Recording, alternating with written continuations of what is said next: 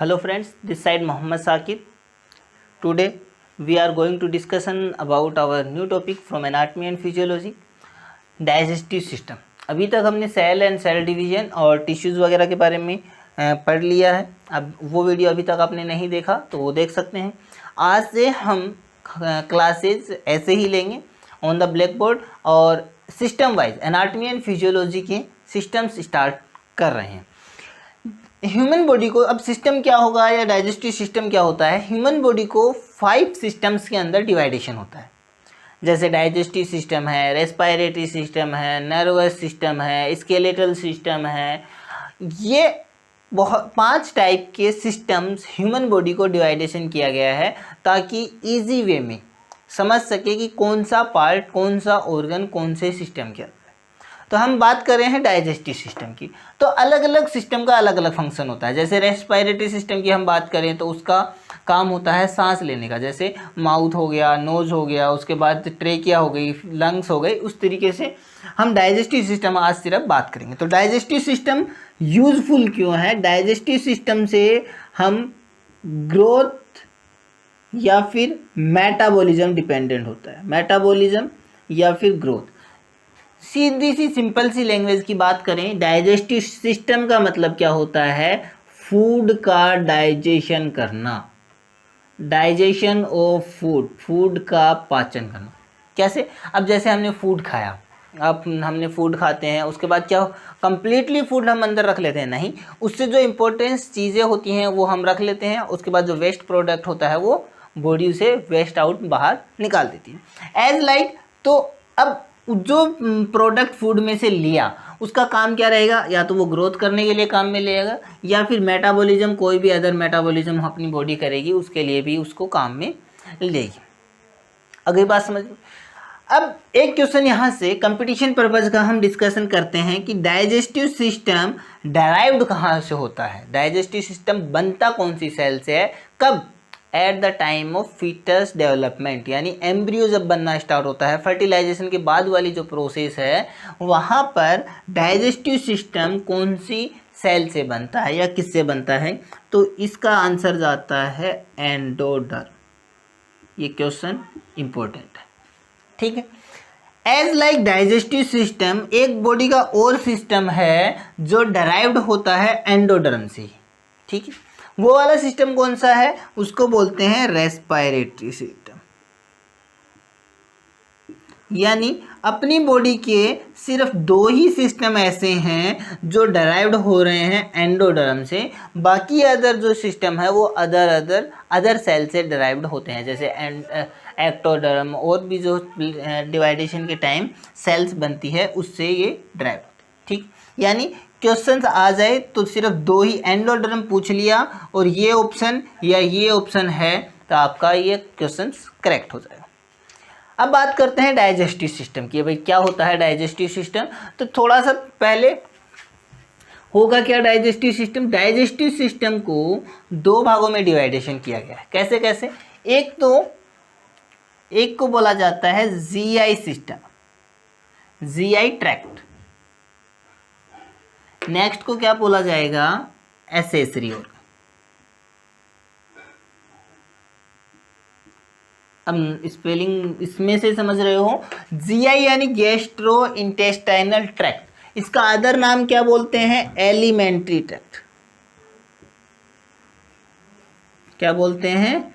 Elementary tract भी इसको बोला जाता है। यानी डाइजेस्टिव सिस्टम का मेन जो फंक्शन है, मेन ऑर्गन है, उसको क्या बोला जाएगा? Alimentary tract. और इस एलिमेंट्री ट्रैक्ट के फंक्शन को इंक्रीज करने के लिए एसेसरी ऑर्गन उसकी हेल्प करते हैं। किसकी? डाइजेशन को बढ़ाने के लिए, इजी वे में डाइजेशन हो, फास्टली डाइजेशन हो, फूड फास्टली पच जाए बॉडी के अंदर, उसका काम कौन करेंगे? Accessory organ. अब बात करते हैं कि कौन कौन से ऑर्गन सिचुएटेड होते हैं या कौन कौन से ऑर्गन डाइजेस्टिव सिस्टम्स कंटेन करता है। तो सबसे जो पहला ऑर्गन या उसकी पहले लेंथ की बात करते हैं। लेंथ कितनी होती है? लेंथ होती है 8 to 9 मीटर, यानी एलिमेंट्री ट्रैक्ट की लेंथ 8 to 9 मीटर होती है। और ये भी क्वेश्चंस इंपॉर्टेंट होता है। यदि कैडावर्स की बात करें तो कैडावर्स के अंदर इसकी लेंथ +1 मीटर हो जाती है। क्या हो जाती है? +1 मीटर हो जाती है इस लेंथ से, यानी जो भी लेंथ होगी एलिमेंट्री ट्रैक्ट नॉर्मल है उससे +1 मीटर लेंथ कैडावर्स के अंदर बढ़ जाती है। बात करते हैं डाइजेस्टिव सिस्टम में एलिमेंट्री ट्रैक्ट के फर्स्ट ऑर्गन की। तो फर्स्ट ऑर्गन कौन सा होगा? खाना कहाँ से खाना स्टार्ट करते हैं? माउथ से। तो फर्स्ट ऑर्गन कौन सा होगा? माउथ होगा। नेक्स्ट ऑर्गन कौन सा होगा माउथ के बाद? फेरिंग्स। फेरिंग्स के बाद कहाँ जाता है फूड? ईसोफेगस। ईसोफेगस के बाद कहाँ जाएगा फूड?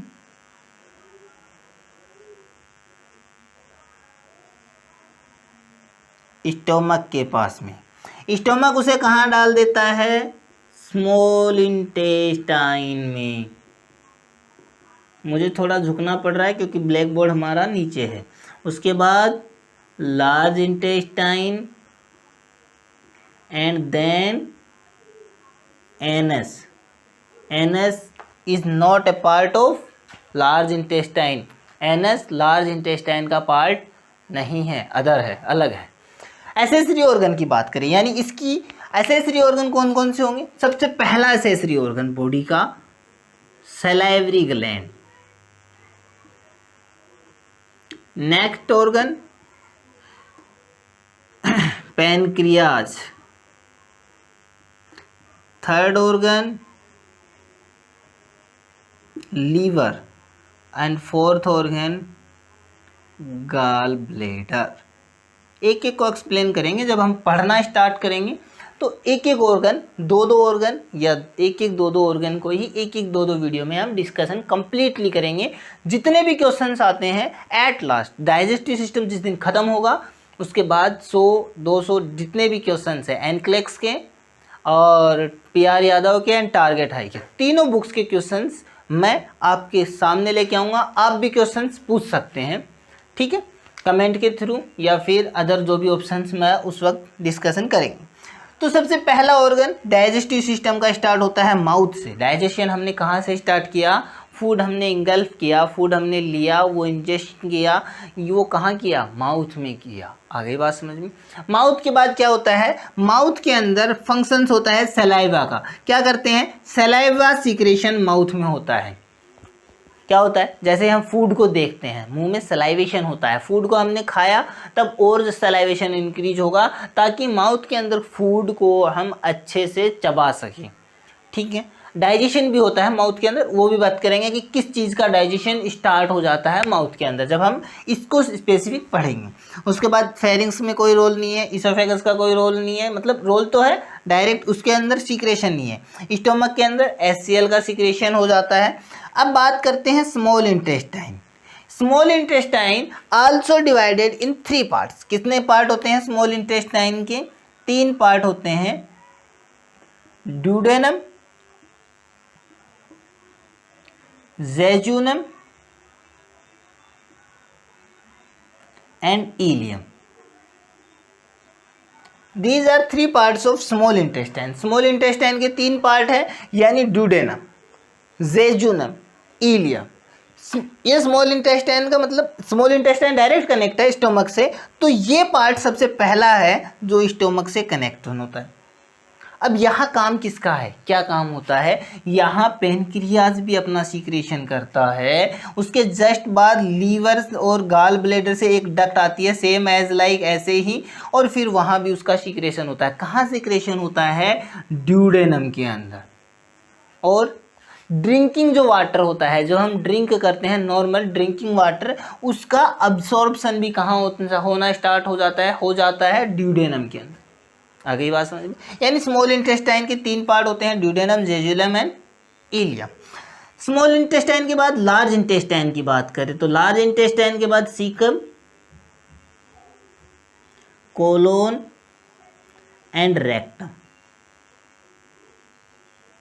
बात करेंगे ये दोनों कनेक्शन होते हैं, वहाँ एक जॉइंट भी प्रेजेंट होता है। Large intestine and small intestine जब कनेक्शन होता है तब एक जॉइंट प्रेजेंट होता है, उसका आप कमेंट कर सकते हैं, वरना जब भी हम इसके पार्ट्स पढ़ेंगे तब मैं इसको बताऊंगा इसका आंसर क्या होगा, ठीक है।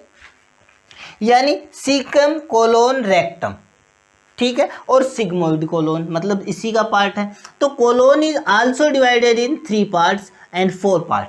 कैसे? Ascending colon, transverse colon, descending colon and sigmoid colon, उसके बाद रेक्टम और रेक्टम के बाद एनस। अगली बात समझिए। अब कौन सा पार्ट क्या फंक्शन करता है, क्या रोल होता है, कैसे फंक्शन करता है, उसके बाद हम एक एक पार्ट, एक एक ऑर्गन को लेके हम डिस्कशन करेंगे ताकि आपको अच्छे से समझ में आए कि कौन सा ऑर्गन का रोल क्या है, किसमें डाइजेशन करने में, किसका फूड का डाइजेशन करने के लिए कौन सा ऑर्गन कितना इम्पोर्टेंस अपनी जगह रखता है। किसी भी एक ऑर्गन को भगवान हमारी बॉडी में नहीं प्रोवाइड करता या नहीं करता है तो कौन कौन सी परेशानियां अपने को देखने को मिल सकती है। यदि बाय चांस इनका फंक्शंस इंक्रीज हो गया, किसी भी फंक्शन इसका या इसका, तब अपने को कौन कौन सी डिजीज क्रिएट हो जाती है। उन सब चीज़ों का हम धीरे धीरे, एनाटॉमी एंड फिजियोलॉजी हम पढ़ रहे हैं, धीरे धीरे हम इसकी डिस्कशन करेंगे। कितनी सैलाइवरी ग्लैंड्स होती है, पैनक्रियाज के अंदर कौन कौन से पार्ट्स होते हैं, लीवर के अंदर कितने क्वाड्रेंट होते हैं, गाल ब्लैडर का क्या रोल होता है, ये सारी चीज़ें हम एक एक ऑर्गन को लेके जब डिस्कशन करेंगे तो हम वहाँ उसको अच्छे से डिस्कशन करेंगे, ठीक है। अब बात करते हैं किसकी, फंक्शंस ऑफ डाइजेस्टिव सिस्टम, या कैसे फंक्शंस करता है डाइजेस्टिव सिस्टम। सबसे पहला फंक्शन इंडाइजेशन। कौन सा फंक्शन? इंडाइजेशन। इंडाइजेशन के बाद कौन सा होगा, समझाऊंगा मैं एक एक को। सीक्रेशन। जस्ट सीक्रेशन के बाद कौन सा फंक्शन होता है? प्रोपल्जन। प्रोपल्जन के बाद कौन सा फंक्शन होगा? Digestion.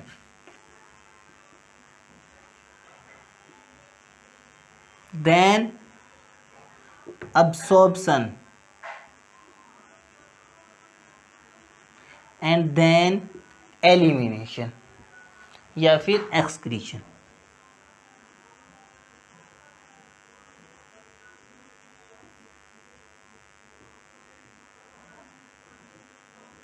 These are the functions of alimentary canal।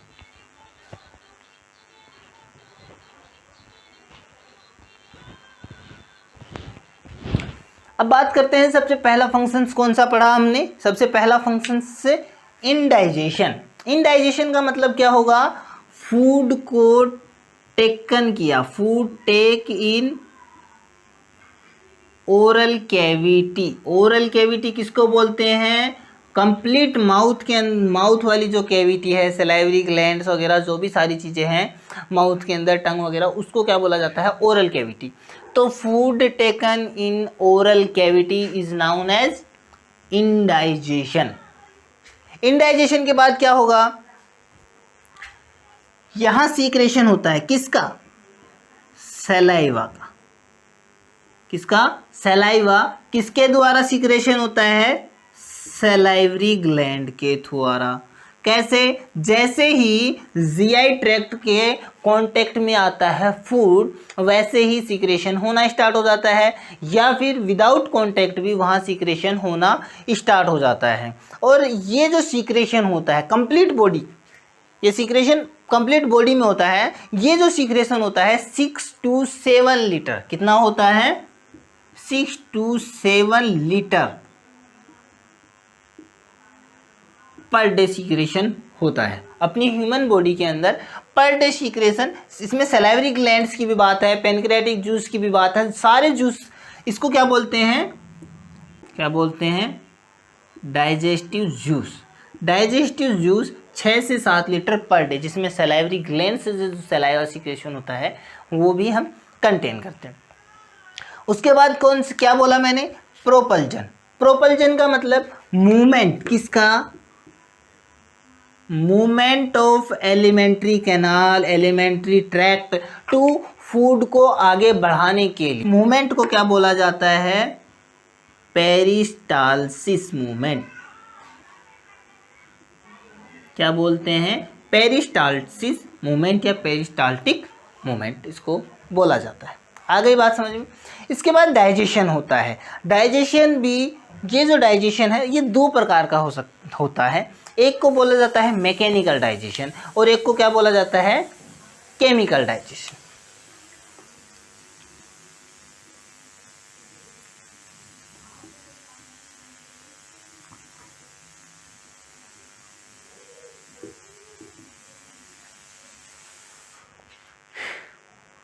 Mechanical digestion का मतलब जो टीथ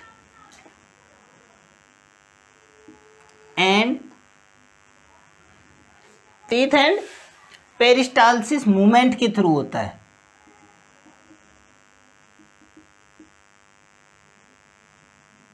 मतलब किसके द्वारा होगा? पेरिस्टालसिस मूवमेंट या टीथ के द्वारा जो डाइजेशन होता है उसको क्या बोला जाएगा? मैकेनिकल। और केमिकल का मतलब डाइजेस्टिव जूस जो क्या कर रहा है? डाइजेशन कर रहा है।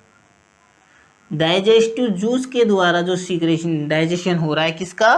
फूड का, उसको क्या बोला जाएगा? Chemical digestion. हो गया बात समझ में? डाइजेशन यहाँ पे हो गया। उसके बाद क्या होता है? अब्जॉर्प्शन। अब्जॉर्प्शन मतलब न्यूट्रिएंट्स जो हैं वो अब्सॉर्ब करेगी बॉडी किसमें से? एलिमेंट्री ट्रैक्ट के अंदर से। और क्या करेगी? ड्रेन कर देगी। कहाँ ड्रेन कर देगी इसको? Drain into blood. और ब्लड इसको क्या करेगा? बॉडी ऑर्गन के जिस भी पार्ट को ज़रूरत रहेगी लीवर के थ्रू वो उसको वहाँ पे पहुँचा देगा। उसके बाद क्या होता है? एलिमिनेशन। एलिमिनेशन का मतलब जो वेस्ट प्रोडक्ट ये सारे प्रोसेस के बाद बच गया वो बॉडी क्या कर देती है? वेस्ट आउट बाहर निकाल देती है। अनडाइजेस्टेड फूड भी आप उसको बोल सकते हैं। आ गई बात समझ में? यानी 5 प्रोसेस हैं। इंडाइजेशन यानी food taken in oral cavity, उसके बाद सीक्रेशन स्टार्ट होता है। ये सीक्रेशन सलाइवा का भी हो सकता है जिसको सलाइवरी ग्लैंड भी बोलते हैं, स्टोमक में भी हो सकता है, पैनक्रियाटिक जूस भी होता है, लीवर में भी होता है, लीवर के द्वारा भी होता है। ये सारा सीक्रेशन होगा। उसके बाद क्या होता है? प्रोपल्जन। प्रोपल्जन का मतलब मूवमेंट। किसका मूवमेंट? एलिमेंट्री कैनाल का एक मूवमेंट होता है। एलिमेंट्री कैनाल के द्वारा इस तरीके का कोई मूवमेंट, इस तरीके का मूवमेंट, इस तरीके का नहीं, इस तरीके का मूवमेंट एलिमेंट्री कैनाल मूवमेंट करती है, उसको क्या बोला जाएगा? Peristaltic movement. जैसे मैं एग्जांपल समझाता हूँ। ये एलिमेंट्री कैनाल है तो ये मूवमेंट करती है ऐसे ऐसे ऐसे ऐसे, एज लाइक नदी की नहरें नहीं होती ऊपर नीचे, ताकि क्या होता है? मान लो इसमें जो फूड है वो ऐसे आगे पीछे दब रहा है तो उससे वो आगे मूवमेंट करके पहुंच जाएगा। कहाँ? Towards anus.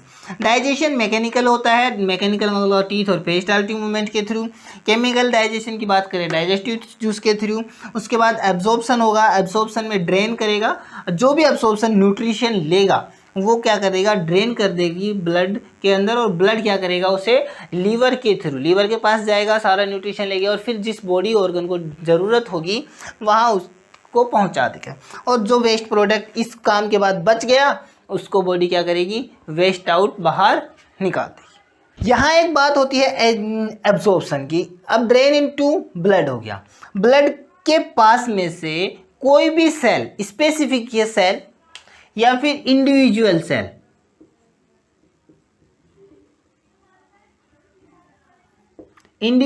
सेल, न्यूट्रिशन लेती है किसमें से? ब्लड में से। उसको क्या बोला जाता है? कमेंट या फिर मैं बता दूं? एसिमिलेशन। क्या बोला जाता है? एसिमिलेशन। याद रखने वाली क्वेश्चन है। ठीक है, यहाँ तक आपको समझ में आ गया। बेसिक चीज़ों में हमने 2 चीज़ें पढ़ ली। एलिमेंट्री ट्रैक्ट को डिवाइडेशन कर लिया पहले, मतलब डाइजेस्टिव सिस्टम को। उसके बाद हमने फंक्शंस ऑफ डाइजेस्टिव सिस्टम पढ़ ली। नेक्स्ट है बेसिक। ऑर्गन स्टार्ट करने से पहले उसके बेसिक खत्म कर लेते हैं। तो एक बेसिक चीज़ें और बची है। Wall of GIT tract. कितनी वॉल्स प्रेजेंट होती है जीआईटी ट्रैक्ट के अंदर? ये जो डायग्राम आप देख रहे हैं उसी के हिसाब से हम बात कर रहे हैं। जैसे वॉल ऑफ जीआई ट्रैक्ट या फिर alimentary tract. Complete GI tract के अंदर यही वॉल कंप्लीटली प्रेजेंट होते हैं। ऑर्गन्स स्टार्ट हो जाती है, इसोफेगस, स्टोमक वगैरह जो भी है, लास्ट तक एनस के रेक्टम तक ये सारी वॉल्स कंटिन्यूअसली प्रेजेंट होती है। तो सबसे पहली जो इनर टू आउटर बात करते हैं हम, किससे? इनर से आउटर साइड के अंदर। तो सबसे पहली इनर साइड की जो सबसे पहली या इनर को बोलते हैं म्यूकोजा। क्या बोलते हैं? Mucosa. Mucosa is inner most layer of GIT tract. GI tract की इंटरनल लेयर, अंदर वाली लेयर को क्या बोला जाता है? Mucosa. Mucosa divided in 3 layer. Mucosa 3 layer के अंदर डिवाइडेशन होती है। पहली वाली को बोला जाता है एपिथेलियल लेयर। क्या बोला जाता है? पहली वाली को एपिथेलियल लेयर, दूसरी वाली को lamina propria,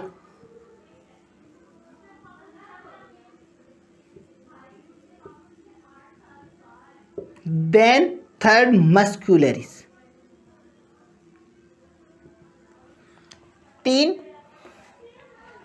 sales, 3 layers present है किसके अंदर? म्यूकोजा के अंदर। Epithelial layer, lamina propria and then muscularis. अब बात करते हैं एपिथेलियल लेयर। तो एपिथेलियल लेयर जो क्या है? इनर मोस्ट लेयर है किसकी?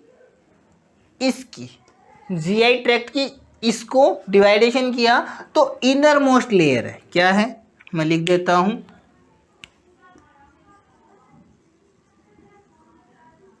Inner most layer of GI.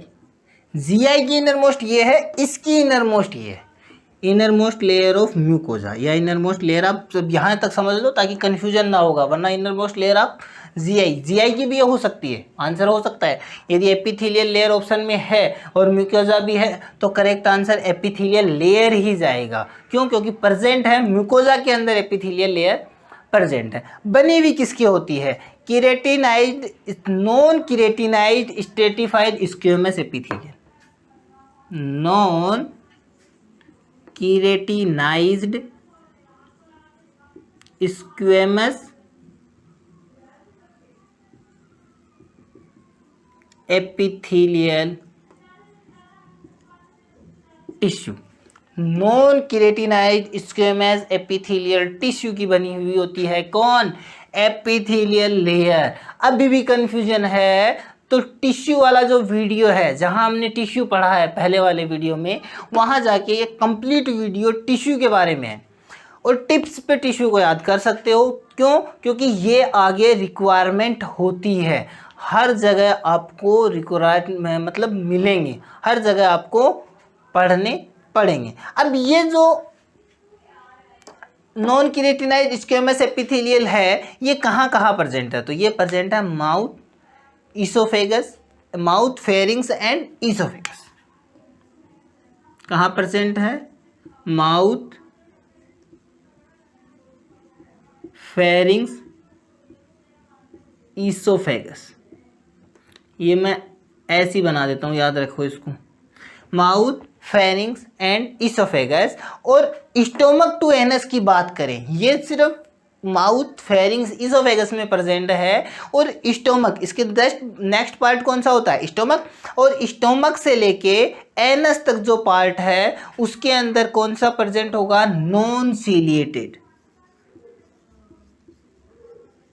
ल्यूमिनार epithelial tissue.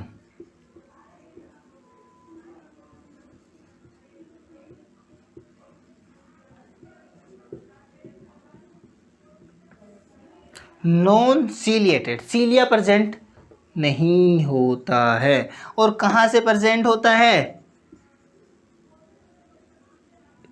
Stomach to anus, ये लेयर प्रेजेंट होती है, इनर मोस्ट लेयर।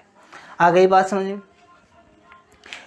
इसके बाद lamina propria. Lamina propria just इसके बाद इन दोनों के बीच की लेयर, ये किसकी बनी हुई होती है? कनेक्टिव टिश्यू की बनी हुई होती है। किसकी बनी हुई होती है? याद रख लो इसको।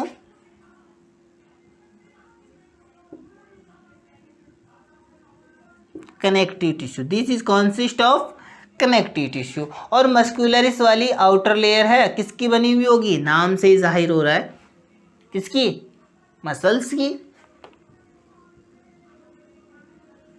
किसकी बनी होती है, मसल्स की बनी हुई होती है। यानी एपिथेलियल लेयर जो है वो दो होती हैं, यानी non keratinized squamous epithelial tissue mouth, pharynx, oesophagus में ओनली प्रेजेंट होता है, और non ciliated columnar epithelial tissue stomach to anus present होता है। जो भी कन्फ्यूजन है वो पहले वाला वीडियो टिश्यू से रिलेटेड है, वो देखें और वहाँ से नोट्स बना सकते हैं। PDF फॉर्मेट में मेरा डाला हुआ है, तो आप वहाँ से नोट्स बना के उसको कंप्लीटली वहाँ से पढ़ सकते हैं। नेक्स्ट बात करते हैं सब mucosa. It is also made by connective tissue, also made by connective tissue, and याद रखने वाली चीज क्या है, हाईली वेस्क्यूलर, बहुत ज़्यादा इसके अंदर ब्लड सप्लाई प्रेजेंट होती है, ब्लड सेल्स प्रेजेंट होती है। नेक्स्ट इससे इंपॉर्टेंट पॉइंट क्या होता है, कुछ याद है या पढ़ा है, तो इसके अंदर एक फ्लेक्सेस प्रेजेंट होता है, किसका, फ्लेक्सेस ऑफ न्यूरॉन प्रेजेंट होता है, जिसको क्या बोला जाता है, मीजेनरी फ्लेक्सेस। क्या बोला जाता है, मीजेनरी फ्लेक्सेस प्रेजेंट होता है, ओनली प्रेजेंट इन सब मुकोजा। क्वेश्चंस आ सकता है मीजेनरी फ्लेक्सेस कहाँ प्रेजेंट होता है, रोल क्या होता है इसका, रोल हम पढ़ेंगे जब इंटेस्टाइन स्टार्ट करेंगे, या ऑर्गन जब हम पढ़ना स्टार्ट करेंगे तब हम पढ़ेंगे कि मीजेनरी फ्लेक्सेस का फंक्शन क्या होता है, मीजेनरी फ्लेक्सेस यहाँ प्रेजेंट। नेक्स्ट बात करते हैं कौन सी, मस्कुलर, मसल्स की बात होती है। अब मसल्स के बारे में भी टिश्यू वाले में लास्ट में एंड में डिस्कशन किया है। तो मसल्स बॉडी के अंदर कितनी प्रेजेंट होती है, दो, स्मूथ, स्केलेटल। तो स्मूथ की बात करें या स्केलेटल की बात करें तो मस्कुलरिस आल्सो दो प्रकार की प्रेजेंट होती है मस्कुलरिस के अंदर, एक स्मूथ मसल, एक स्केलेटल मसल। तो स्केलेटल मसल्स कौन सी होती है, mouth,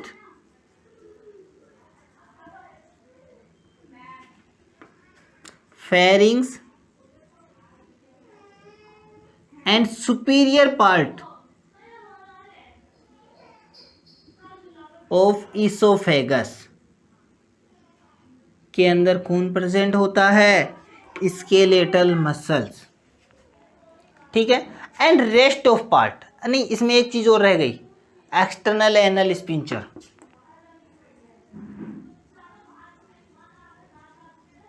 external anal sphincter,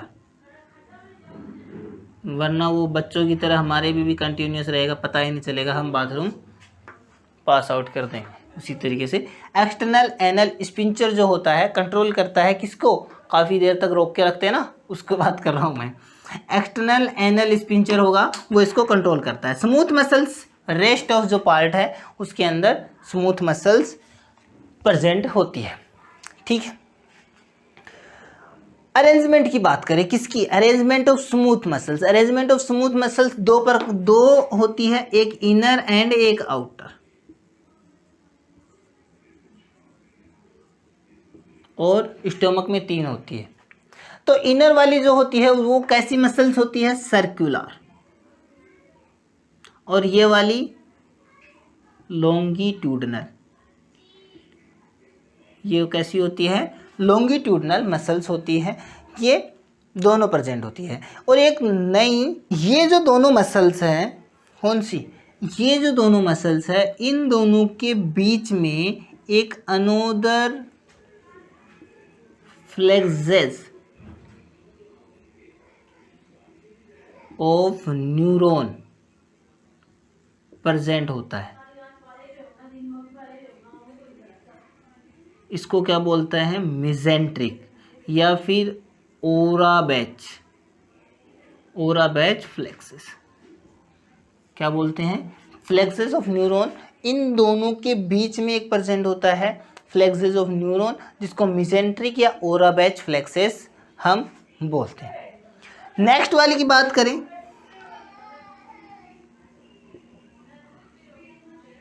एडवेंसिया serosa, mucosa, submucosa, muscularis and adventitia serosa. Adventitia या फिर सीरोसा लास्ट वाली,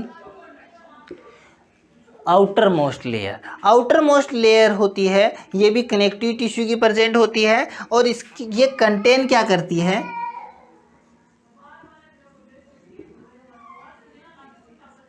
कोलेजन फाइबर्स कंटेन करती है, जो कि बहुत थिन लेयर के ऊपर प्रेजेंट होते हैं। ये पूरी अंडरलाइन करती है किसको, कंप्लीट एलिमेंट्री कैनाल है उसको ये कंप्लीटली कंटेन करती है। ठीक है, यानी 4 लेयर्स ऑफ जीआई सिस्टम के अंदर 4 layer, मुकोजा, सबमुकोजा, muscularis and adventitia serosa. ठीक है, नेक्स्ट वीडियो के अंदर हम ऑर्गन्स डिस्कशन करेंगे। ऑर्गन से अब स्टार्ट करेंगे कि कौन सा ऑर्गन, मतलब एलिमेंट्री ट्रैक्ट के ऑर्गन से स्टार्ट करेंगे। तो माउथ का जो पार्ट है उसको थोड़ा सा पढ़ लेना पहले ही, ताकि थोड़ा सा अब मैं जब पढ़ाऊँ तो उसमें थोड़ा आपको बहुत अच्छे से समझ में आएगा। माउथ के अंदर हम सैलाइवरी ग्लैंड्स पढ़ेंगे, टीथ पढ़ेंगे, टंग पढ़ेंगे और उसके बाद हम इसोफेगस के ऊपर पहुँचेंगे। ठीक है, अब बने रहें, चैनल को लाइक करें, सब्सक्राइब करें, ताकि आने वाले वीडियोस जो हैं एनाटॉमी एंड फिजियोलॉजी के वो आपको मिल सकें, और उसके साथ में शेयर करना ना भूलें, ताकि आपके जो भी दोस्त हैं, फ्रेंड्स हैं, उस तक ये वीडियो पहुंचे। हम पढ़ रहे हैं एनाटॉमी एंड फिजियोलॉजी, उसका पार्ट हमने आज एक सिस्टम स्टार्ट किया है जिसको बोलते हैं डाइजेस्टिव सिस्टम। ये जो फ्लेक्सेस है, मेसेंट्रिक फ्लेक्सेस और मिजनरी फ्लेक्सेस जो मैंने बताया था, उन दोनों के बारे में हम डिस्कशन करेंगे जब हम ऑर्गन पढ़ना स्टार्ट करेंगे। जिस भी ऑर्गन में हम पहुंचेंगे वहां हम उसके बारे में डिस्कशन करेंगे। Thank you for watching my video on YouTube channel.